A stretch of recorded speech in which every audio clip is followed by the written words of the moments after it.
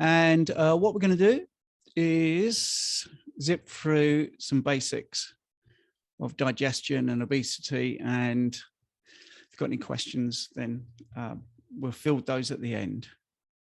My disclaimer, I'm not a doctor. I have a degree in science, and I have specialist practitioner status in obesity and diabetes.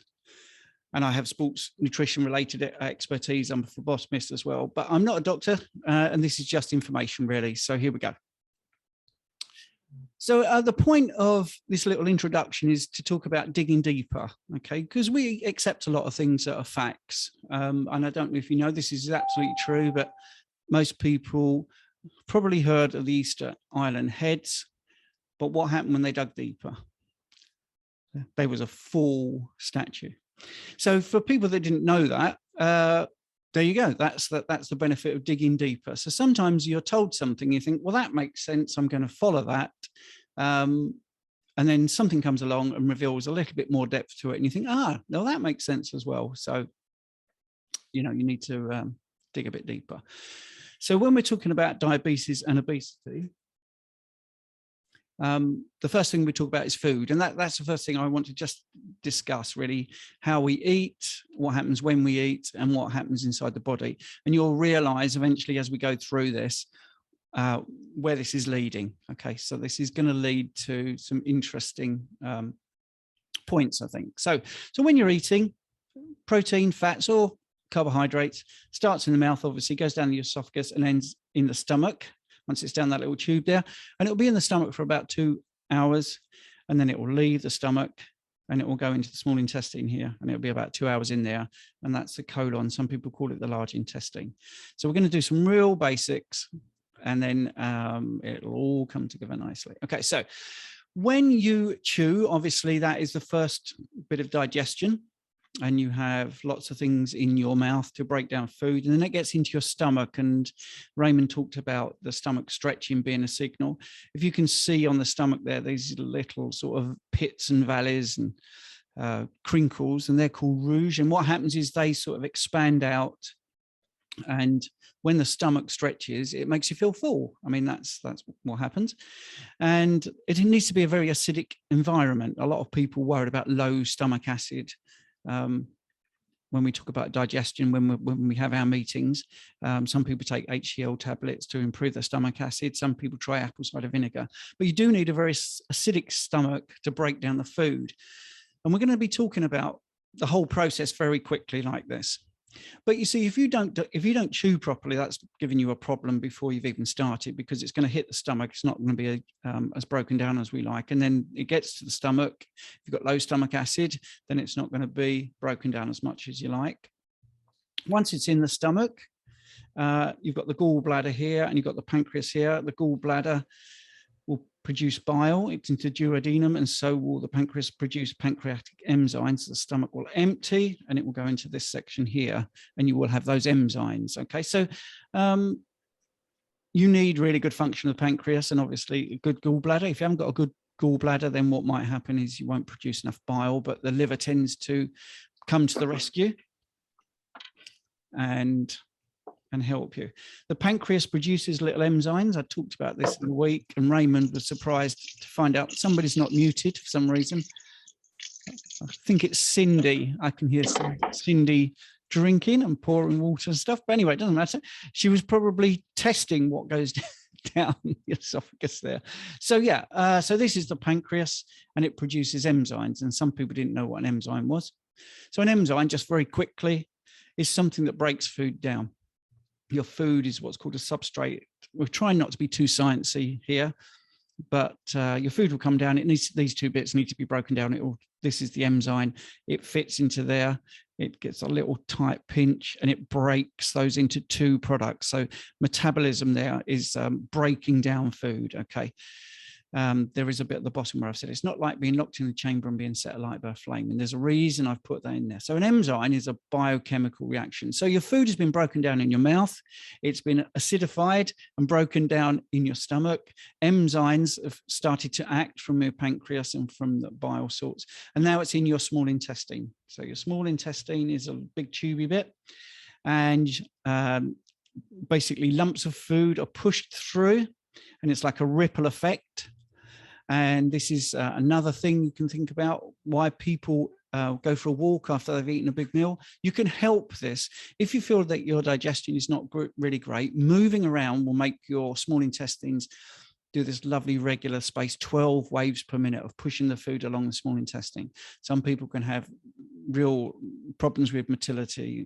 It's not very mobile, basically, irregular spacing, weak spacing as well. And movement is a really handy thing to have to help. So at this point, we've chewed, we've added acid, we've added enzymes, we're pushing it through that small intestinal tube. And at this point, this is where it goes into the bloodstream. So food that was originally outside of you has gone into this tube, and now it's leaving this tube and going into your bloodstream. So it's becoming part of you. Now, if you have problems with the breakdown of food in your mouth, in your stomach, with your juices, with your acids, with your your motility of your stomach, then you might have problems, okay? Now, I've included this slide because it then gets into the colon. So you've got like 2 hours in the small intestine, this food. It's been whizzing around there, and then it's going to eventually go into the colon. And I've shown you this because some people have an operation where they have a bag attached just as the food leaves the small intestine and goes into the colon. And that bag will be filled with liquid and undigested fluid. It's pretty gross. Never meat. So people that think meat goes up your colon and then rots in it, that doesn't happen. When you actually have real people eating real food, you never see that. And the colostomy bag is over the other side of the body, the last stage just before you evacuate. And that means your colon is working okay, but then you have a problem in the lower quadrant there. So that's digestion. There is a reason for the whole bit there, because I wanted you to know about the whole process. There were so many things involved. A little tip for some people, if you're having problems with your digestion, it could be you've eaten late at night. Raymond and Bella are always talking about don't eat 3 hours before you go to bed. And that's because when you lie down, you can see stomach acid and the position of your stomach. If you're still digesting food, if you're lying on your right side, it can be more problematic than if you lie on your left side. So that could be a general tip for anyone that's having digestive issues, is to always lie on your left side. That will be helpful. Something worth talking about. So you have had all that information. I know it was a real whistle stop and it went from your mouth right to the end. I've not talked about a lot of other mechanisms because I don't want this to be too heavy and too sciencey, but I think you'd agree there's a lot involved. I haven't talked about leptin or ghrelin or any other things really, but I've talked about the mechanical digestion, chewing, I've talked about the stomach, I've talked about the small intestine, the pancreas, the bile, and everything that gets that lump of food digested and absorbed as a nutrient.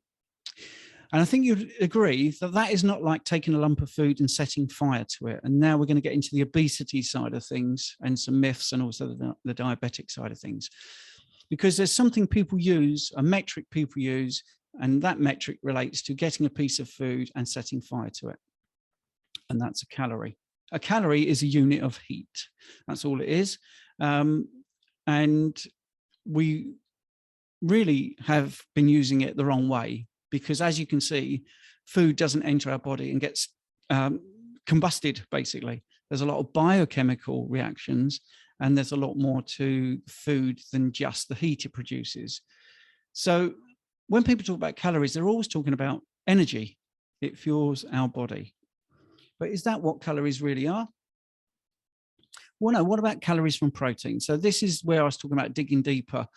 The calories from protein don't provide energy unless there's some real extreme situations. So protein calories make up structures in the body. So your hair, your nails, gut linings, red blood cells. I always say about the red blood cells from my phlebotomy training. We make 2 million red blood cells every second. So that's a lot of protein. So when you're eating something with protein and you're looking at the calorific intake from protein, you can't just think that's going to be burnt for energy, because it's going to be making stuff. And also, if we did break things down into protein, carbs, and fats, is that enough when you're looking at it? So here's a donut. Now, I would imagine there's not many people looking at that and thinking, well, if I look at my little tracker, it says it's got some fat in it. I'm sure this donut has healthy fat. I'm sure the carbs are really good carbs, and I'm sure the protein is going to be really good at making things in my body. I don't think many people would think that. Then you could look at something that's nearly twice the calories. And then if you only think about calories, you think, well, this must be really bad. And I've deliberately picked something that I wouldn't eat unless you took the bun and all the veg off and just had the burger. But just to get the point across, this might have better carbs, for instance, because it's not a donut. So you can see it's got lettuce, it's got onion, it's got tomatoes. So some people might say, well, those carbs are actually better than the other ones, even though it's twice the calories. Maybe this is healthier. And because it's a beef burger or hamburger, as some people call it, you know, in the middle, there's 19% protein, and even McDonald's claims to have 100% beef. So maybe that protein is better.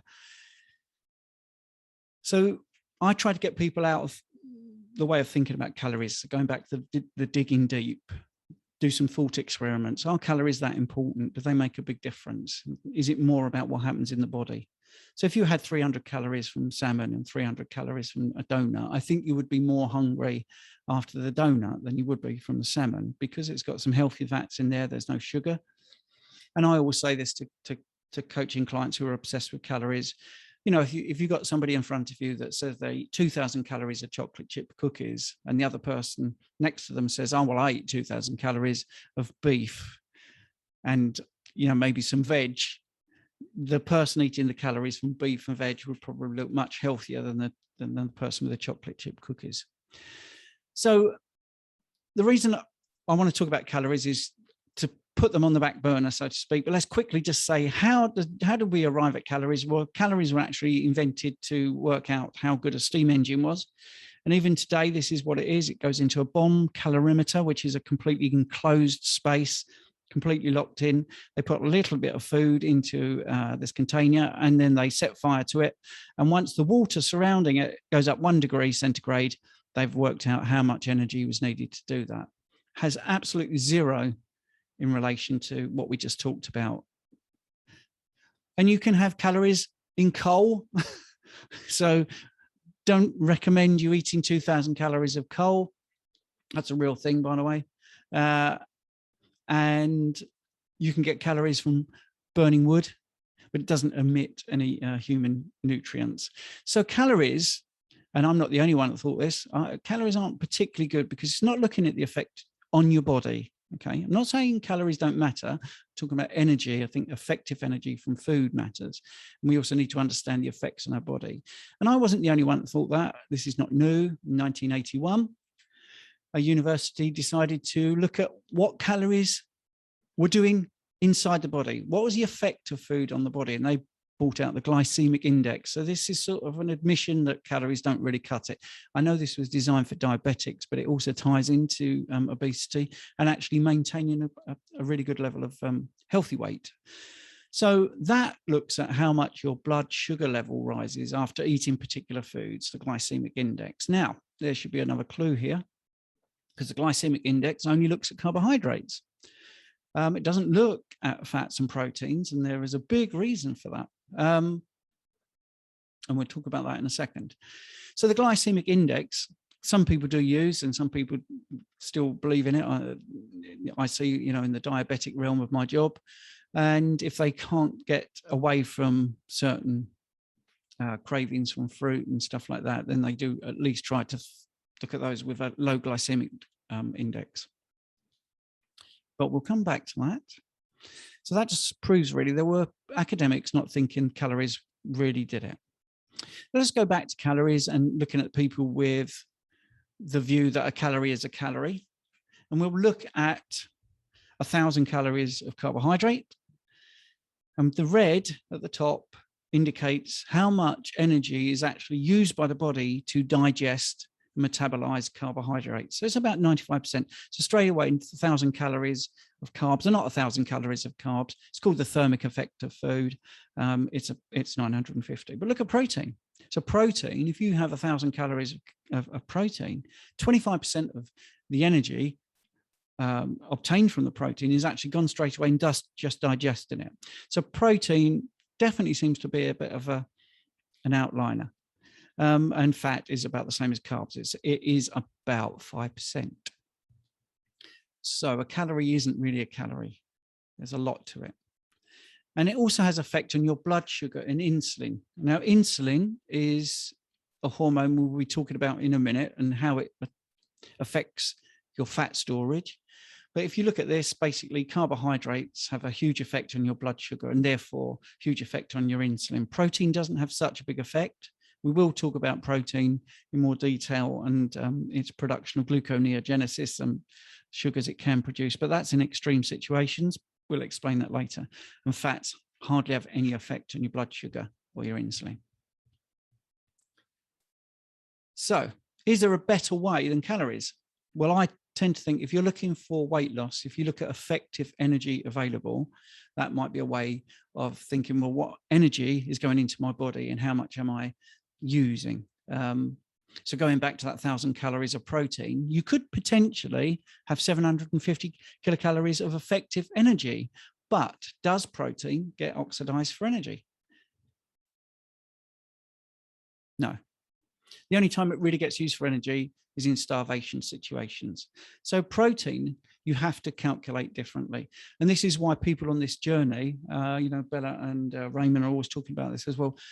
Healing goes on. So if your body is starved, your bones need nutrients, your muscles need nutrients, and you start to eat a lot of protein, you might not lose weight, but you might actually lose size. So your belt might fit better, your trousers might fit better.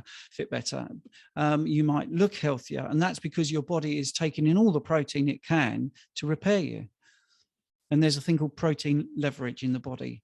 The body has an appetite, and it has been proven in many clinical studies with actual people that protein seems to be the essential macronutrient that humans tend to gravitate towards to make sure that they've got enough protein. So if you have a low protein meal, you might want to eat again until you get enough protein. One of the studies was basically looking at like a set size meal, which had 30% protein compared to 60% protein for other people.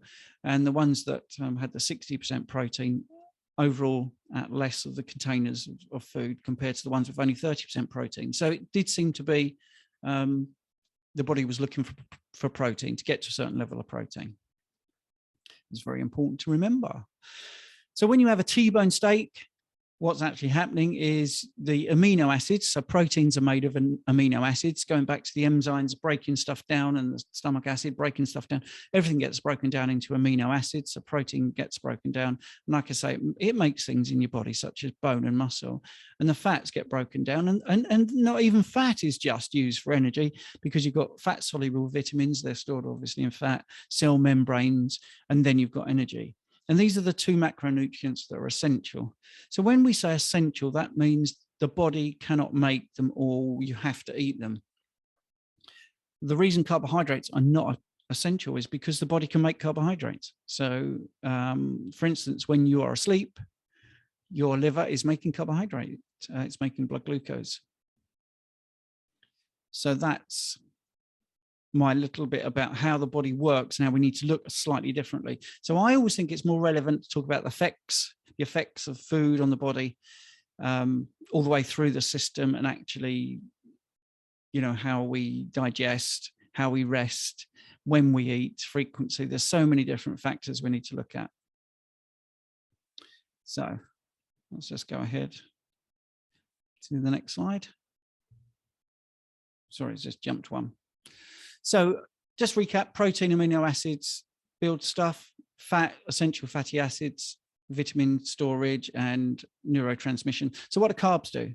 Well, carbs all break down into glucose in the body, whether it's honey, potatoes, corn, veg, even fiber, all breaks down into glucose, and that ends up making quite a bit of energy. And I was a victim of this. I thought carbohydrates were great when I was younger, and I was a semi-pro soccer player, and I was doing lots and lots of activity.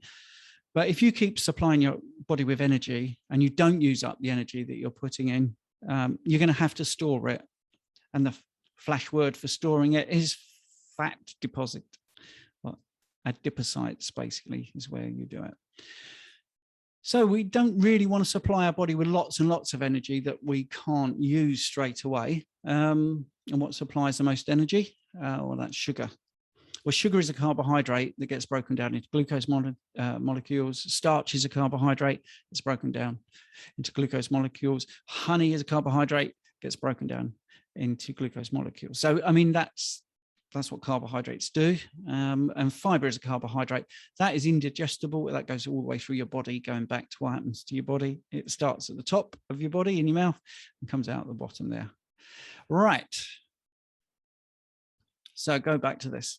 And then we're going to talk about obesity. Why do people put on a little bit of fat? So when you eat carbohydrates, you have this huge spike of blood sugar, and insulin comes out and it tries to take the sugar levels down again. Protein has a smaller effect and fats have an even smaller effect on our blood glucose and insulin, to the point where it's negligible. So here we go. What happens when you put some carbs in? Well, your blood has tons and tons of molecules of glucose. And this is where I want to give you some context. Hope everyone's enjoying it. So here's the context of blood glucose, and it surprises everybody. How much blood glucose do we need to function? Well, we need around 1 teaspoon in 5.5 litres of blood.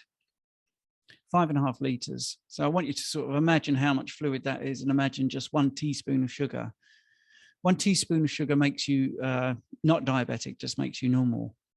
To be pre-diabetic, you need 1.25 teaspoons of sugar. There are 9 teaspoons of sugar, 9 in a can of Coke. So it's a lot of fluid, okay? If you can imagine that 5.5 litres of blood and 1 teaspoon of sugar, and imagine then what effect a can of Coke is going to have in the body, well, insulin needs to come to the rescue, because insulin is the hormone that controls where your blood glucose levels go, and its job is to bring blood sugar down if it goes too high. So I want you to think of like insulin is like a delivery driver that takes glucose around and around. So in your bloodstream, it is detected that you have high levels of blood glucose. So the pancreas will secrete insulin, and insulin will open up the cells and make sure that they can take in glucose. And it will go to your muscle cells, it will go to your liver, and it will go to your fat cells. And this is now where we're going to kick into a little bit about the obesity. So if it goes to your muscle cells, there is a finite storage for muscle cells, and there is a finite storage for liver cells. So irrespective of calories, if you just put in so much carbohydrate, your insulin will have to put it in the fat cells, because it will try the muscle cells, it will try the liver, but eventually it will go into fat cells. That definitely will happen. So if we look at blood glucose levels, so people that are just listening on a podcast, sorry, there is a graph here. But anyway, you want a level in the USA, you want blood glucose to be sort of 70 to 100 milligrams a deciliter. And in UK, it's 3.9 to 5.5. But the point is, in the morning, your blood glucose will start at a particular level, and you want it to just go through the day and not go above 100 too much and not go below 75 too much. If it goes above, then you start to be hyperglycemic. Hyper just means more, basically. There's more sugar than you need, and hypo is when you have less. So you don't want your blood glucose to go up too high, and you don't want your blood glucose to go too low. And that's because that level is toxic in the blood. And that's what insulin does. It tries to keep it in that level. And how do you measure your blood glucose? Well, some people will do it with just a finger prick and a meter like that, and they can measure it. And one of the things I would say is, you know, even if you're not diabetic and you want to biohack a little bit and see what the effects of food are on your body, this is a really good little thing to buy, because you can, if you think, well, porridge can't be that bad, porridge and a banana and some orange juice, how bad can that be? Well, you can test yourself 30 minutes after you've eaten it, an hour after you've eaten it, 2 hours after, and see how you're doing. How is your body coping with that amount of sugar so quickly into your body? You can also wake up and measure your blood sugar and see how your body is doing there, and track it throughout the day. It's quite a good device. There are other things you could measure as well, but it's a good start if you're interested in looking at the effects. There are some people that have a continual blood glucose monitor. This lady here is running and she's got the continual blood glucose monitor on her arm.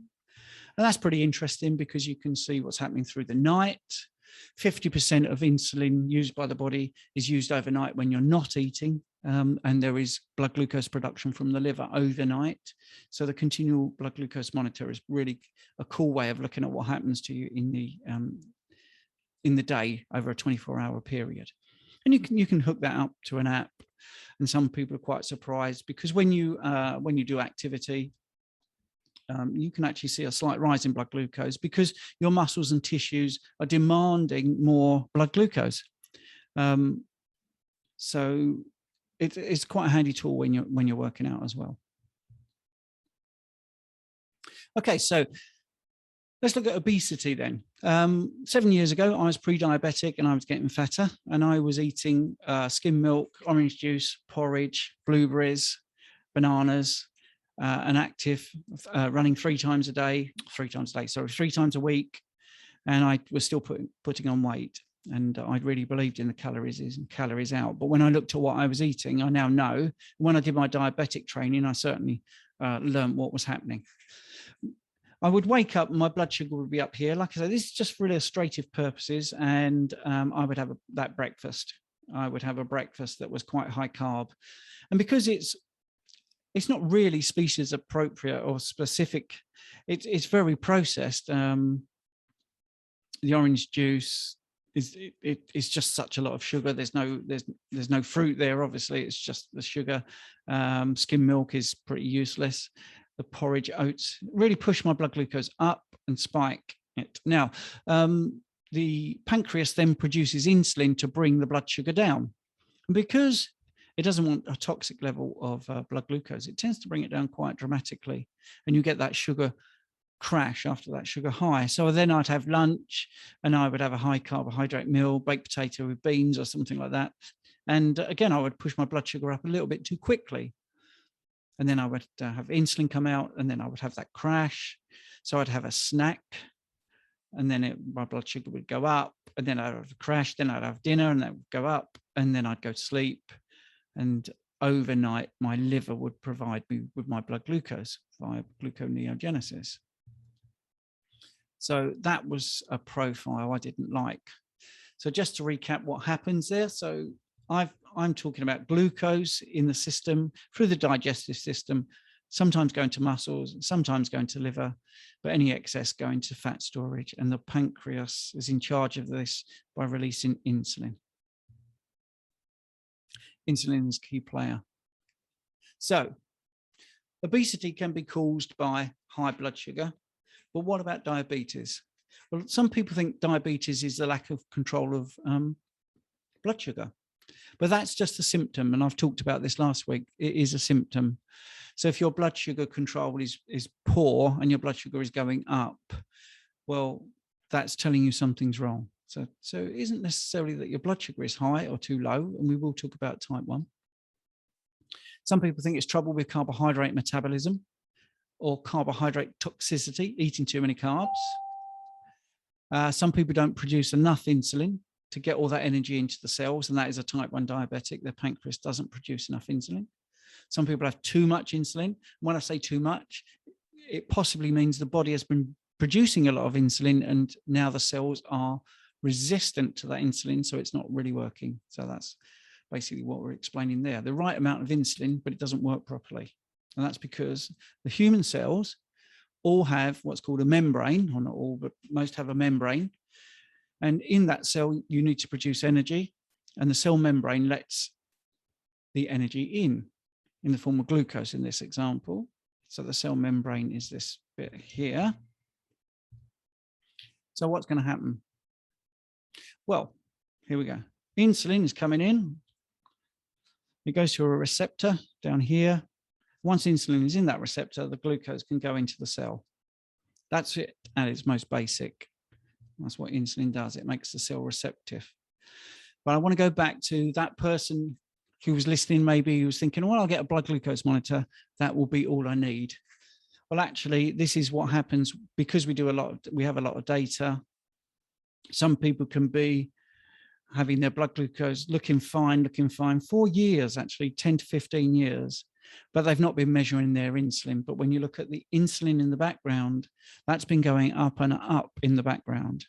So now what we should be doing, if we had the money to do this, to be honest, we should be measuring blood glucose and also looking at insulin, because we can see from this graph that this person in 1974, the insulin matched the blood glucose. And this looked fine, the blood glucose, up until about 1998. But in the background, the insulin was rising. And in 1984, we could have said, oh, hang on a minute, there's so much insulin now being produced. What's going on? And what we would guess from that, what we would speculate, is this person is becoming insulin resistant and they're needing more and more insulin. And there is a tipping point where the insulin production is just too hard for the pancreas and it starts to drop off. And obviously, as that drops off and the insulin resistance gets worse, the blood glucose control gets worse and worse. And then you start having to look at medications. I think Angela's not mute. Angela's just come off mute.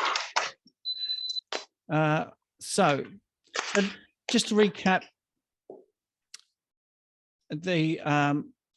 a healthy person will have a pancreas here that produces insulin. It goes into the receptor and that allows glucose into the cell.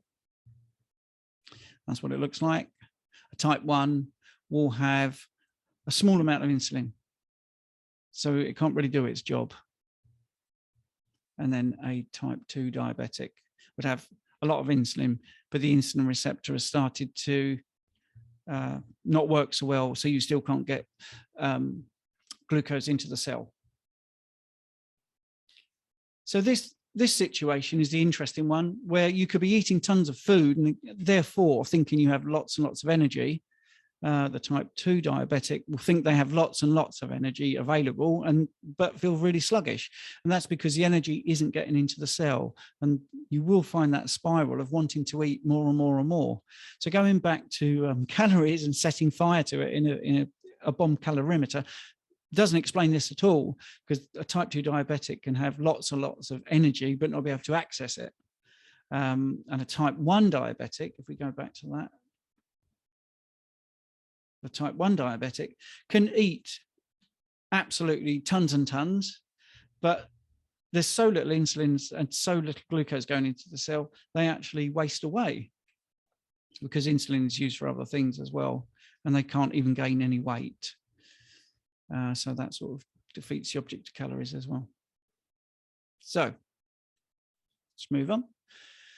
So the advice to eat little and often doesn't seem to work, because you end up with this awful situation of sugar spikes and sugar crashes. And the more you snack, the more that can really work. And this isn't looking at blood glucose. This is looking at what happens to insulin. So the good level of insulin is atrocious. The spikes are really, really pronounced if you eat little and often, and it's high carbohydrate. So you don't want high levels of insulin. This is just for illustrative purposes, the equivalent of teaspoons of sugar in a healthy breakfast, because this is the breakfast I used to eat. So I would have 27 teaspoons of sugar in the morning, because I had porridge, skim milk, a little bit of maple syrup, some blueberries, a banana, and an orange juice. And that's the equivalent of 27 teaspoons. And with the banana, for instance, there's a little bit of another thing in play there, because obviously you've got some fructose, and fructose doesn't show up on a blood glucose monitor because it's a blood glucose monitor, not a fructose monitor, and that's going to be metabolized in the liver. So I had a bit of a double whammy there. And this is a keto type breakfast: scrambled egg, avocado, bacon, and coffee with cream. And the equivalent teaspoon of sugar that breakfast is 1 teaspoon of sugar. So that's why we say try and avoid the carbohydrates if you can. And this, if you're interested, this is what's called an insulin index. It's very unusual to see this. Not many people talk about it. And it shows you how insulin reacts to certain foods. So the best reaction you get is from butter on a scale of 1 to 160 here. Butter is a 2, An egg yolk, for instance, 16, picking things at random. Bacon is 9. Banana is 84, and potatoes are 121. White bread is 100. Sweetened yogurt is 115. So you get a lot of insulin from some of these things. And on the playback, if you're interested, you can have a screenshot of that.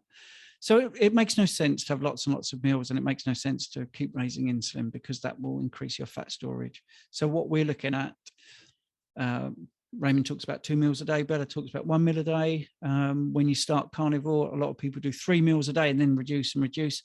But the beauty of that is if you have low carbohydrate meal, you're going to not spike your insulin. You're not going to have an issue with fat storage, and you're going to keep your blood glucose nice and smooth. And if you do look at your blood glucose, you will see a nice smooth chart like that. And then we'll come on to fasting. So another way to keep blood glucose levels low and to keep levels of insulin low is to not eat. And this also means that you will keep your fat storage hormone not working, because you don't need insulin really that much when you're not eating. So you won't be storing fat, you'll be burning fat. And that's a simple process of fasting, and obviously it makes total sense. It's not going to raise your blood glucose. It's not going to raise your insulin. And for those that like to know a little bit more about what happens hour by hour, after 12 hours, you're not optimal for fat burning, but you have kept the insulin low for 12 hours. You've kept the blood glucose low for 12 hours. So that's a good state to be in. By about 16 hours, you're getting into the fasted state. Human growth hormones are rising. We talked about that, how that protects your muscle. And when you're not eating, it isn't about growing muscle, but it maintains the muscle mass. After 18 hours, it looks like most people start to burn fat. And obviously 24 hours, it gets into really serious fat burning. So we're coming to the end. And then I'll look at your chat and look at the questions. But the idea here is to just show you, this is known, it's not controversial when people talk about calories in, calories out, and other people talk about hormones. This is the book I had to study when I did my diabetes and obesity qualifications, Guyton's Medical Physiology textbook. And there it says, insulin inhibits the action of hormone-sensitive lipase. And basically the second point there, insulin promotes glucose transport into the fat cells, exactly the same way it promotes glucose transport into muscle cells. But the kicker is this bit: all aspects of fat metabolism are greatly enhanced in the absence of insulin. So increased metabolic use of fat caused by insulin lack. So it's known. And this book is dotted with loads and loads of entries about insulin and how it impacts fat metabolism and fat burning.